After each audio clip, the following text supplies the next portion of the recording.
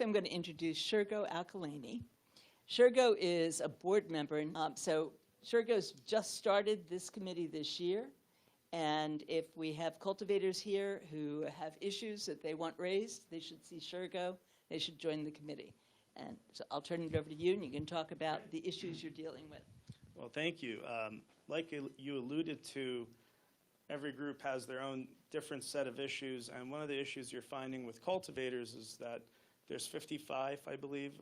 I checked the website, the CRC website yesterday. It was about 55 licenses that are in operation, which I think might be disproportionate to the other license classes to be able to support as many dispensaries and manufacturers as are out there.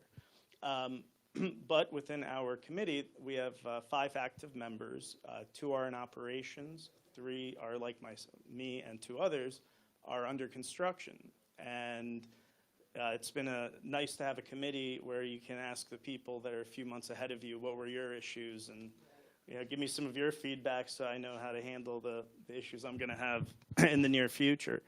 So our committee's been focused on, in the short term, something that the CRC could do tomorrow, which is data transparency.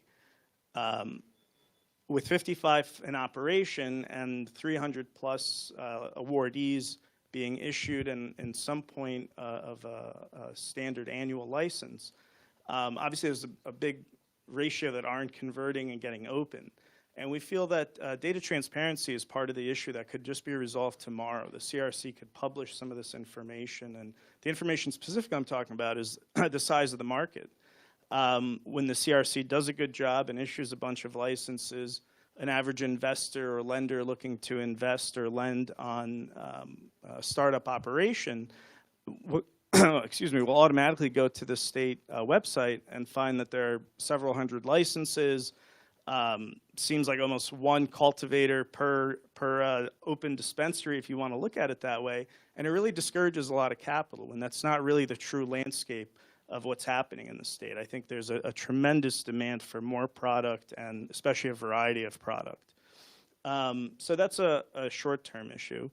And I'd call it an almost immediate issue just by the will of the CRC. So we're pushing for that, and I think you'll hear a lot more about it from the lab committee as well. A short-term issue that's achievable also through regulation are sampling issues that you've heard from Martha's committee, that you can make something and not test it and have to consciously look somebody in the eye and say, buy a ton of this product from us, I promise you, I think it's good. I think that's logical to be able to sample what you're putting out. I think it makes it really difficult to pheno hunt, to figure out what you really like, to get a diverse group of your people in your own company to be able to give you immediate feedback.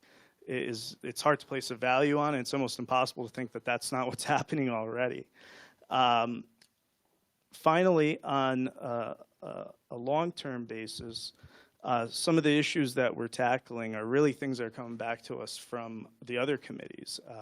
Issues that you're seeing with our product being displayed at an open consumption event, maybe an off-site consumption event, really helps to push our product through avenues that aren't really available. Today, a product we put out is solely sellable by the bud tender. That's like really our only point of marketing other than the packaging itself. So to be able to improve upon that and spread the word beyond that really benefits us directly. So aside from many other operational issues, that's kind of the summary of the 3 immediate, short-term, and longer-term goals that we look to accomplish.